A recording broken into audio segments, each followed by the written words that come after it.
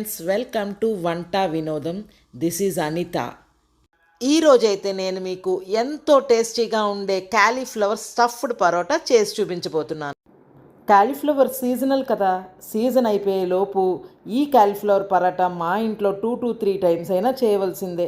దీనికి ఎలాంటి పువ్వు అయితే బాగుంటుంది, స్టఫింగ్ ఎలా చేసుకోవాలి, ఎటువంటి జాగ్రత్తలు తీసుకోవాలి అన్నీ వివరంగా తెలియచేస్తాను. స్కిప్ చేయకుండా చివరి వరకు చూడండి. ఇంకెందుకండి ఆలస్యం, ఎలా చేయాలో చూసేద్దామా? మరి ఈ కింగ్ లాంటి పరాటా కోసం పువ్వు ఎప్పుడూ కూడా థిక్గా ఉన్నదే సెలెక్ట్ చేసుకోవాలి. మధ్య మధ్యలో గ్యాప్స్ ఉంటే అంత బాగోదు. అలాగే దీనిలోకి మరో ముఖ్యమైన 2 ఇంగ్రీడియంట్స్ పచ్చిమిర్చి అండ్ కొత్తిమీర, రెండు కూడా కొంచెం ఎక్కువ మోతాదులోనే తీసుకోవాలి. ఇలా చిన్న చిన్న పువ్వులుగా కట్ చేసుకొని ప్లేట్లోకి పెట్టుకొని, మనకి వెజిటబుల్ కటర్ ఉంటే కటర్లో వేసేసి కచ్చాపచ్చాగా చేసుకోవచ్చు, లేదా తురుముకోవచ్చు, లేదా మిక్సీలో వేసుకున్న కొంచెం బరకగా అంటే మెత్తగా పేస్ట్ అయిపోకుండా చిన్న చిన్న పువ్వుల్లా ఉండేలాగా చూసుకుని చేసుకోవాలి. నేనైతే ఈరోజు మిక్సీలోనే చేయబోతున్నాను. కొంచెం పల్స్ మోడ్లో పెట్టుకొని 2 to 3 టైమ్స్ చేస్తే సరిపోతుందండి.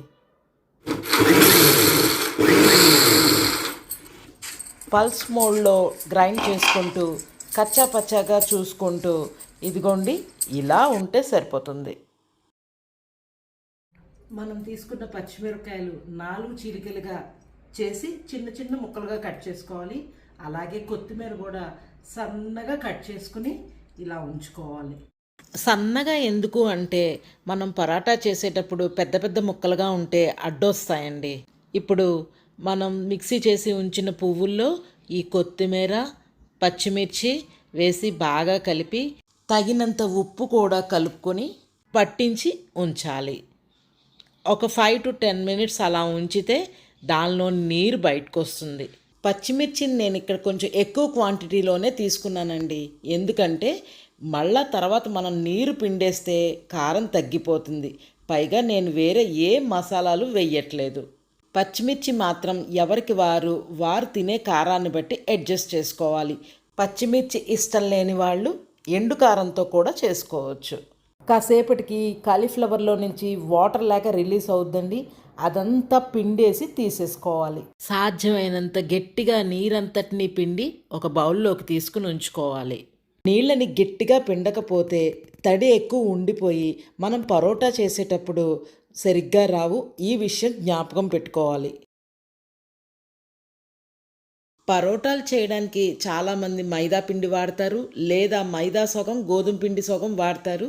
కానీ నేనైతే ఇక్కడ నార్మల్ గోధుమ పిండిని మాత్రమే యూజ్ చేస్తున్నాను. గోధుమ పిండి కూడా కొంచెం గట్టిగానే కలుపుకోవాలి. కొంచెం ముద్దను తీసుకుని పొడి పిండిలో పొర్లించి చిన్న సైజు రోటీలాగా చేసుకోవాలి. నేను చేసే విధానం చూడండి. ఎడ్జెస్లో ఎక్కువగా పాముతున్నాను, మధ్యలో కొంచెం మందం ఉంచేలా చూస్తున్నాను. ఎందుకంటే మనం లోపల కూర పెట్టి స్టఫ్ చేసి చుట్టూతో క్లోజ్ చేసి చేసేటప్పుడు అడుగున పలచపడిపోతే విరిగిపోయే ఛాన్సెస్ ఉంటాయి. అందుకని అలా కాకుండా కొంచెం మందంగానే మధ్యలో మందం ఉండేలా చూసుకుని ఎడ్జెస్ మాత్రం పలచగా అయ్యేలా చూసుకొని మధ్యలోకి ఇలా కూరని పెట్టి చుట్టూ ఉన్న చపాతీని అలా కొంచెం లిఫ్ట్ చేసి చీర కుచ్చుళ్ళు పెట్టుకుంటున్నట్టు మొత్తం అన్నీ కుచ్చుళ్ళులాగా పెట్టి మధ్యలో నలిపి అలా అంటించుకోవాలి. ఇప్పుడు దీనికి కొంచెం ఎక్కువగానే పిండిని అంటించి చపాతీలా రోల్ చేయాలి. కానీ చేసేటప్పుడు జాగ్రత్తగా చెదిరిపోకుండా తేల్చి చేయాలి. లోపల కూర పెట్టాం కదా, అది గట్టిగా ప్రెస్ చేసి చేస్తే బయటకు వచ్చేసే అవకాశం ఉంటుంది. అలా కాకుండా జాగ్రత్త పడాలి. స్టఫ్డ్ పరాటాలు ఎప్పుడూ కొంచెం మందంగానే ఉంటాయండి. లోపల కూర స్టఫ్ చేస్తాం కాబట్టి పుల్కాల్లాగా పల్చగా ఉండవు. ఇలా కొంచెం తేల్చి తిప్పుతూ చేస్తే పరోటా రెడీ అయిపోద్ది. ఇదిగోండి వీడియోలో చూపిస్తున్నట్టు ఈ మాత్రం మందంగా చేసుకుంటే సరిపోతుంది. చేసిన వెంటనే పెనంపై వేసి సన్నని సెగపై 2 వైపులా కాల్చుకోవాలి. లోపల మనం పెట్టిన కూరంతా పచ్చిది కాబట్టి అది మగ్గడం కోసం మీడియం ఫ్లేమ్లో రెండు వైపులా తిప్పుకుంటూ కాల్చుకోవాలి.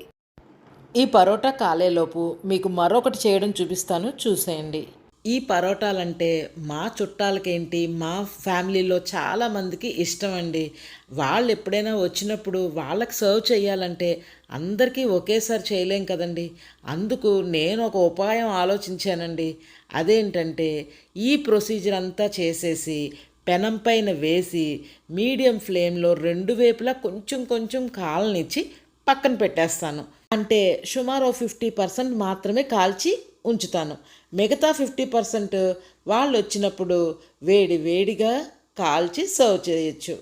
అలా అన్నీ రెడీ చేసేసుకుని పక్కన ఉంచిన పరోటాలని వాళ్ళు వచ్చినప్పుడు వాళ్ళకి సర్వ్ చేసేటప్పుడు మాత్రం రెండు వైపులా నెయ్యి కానీ నూనె కానీ మన ఇష్టం ఏది కావాలంటే అది వేసి కాల్చి సర్వ్ చేస్తూ ఉంటాను.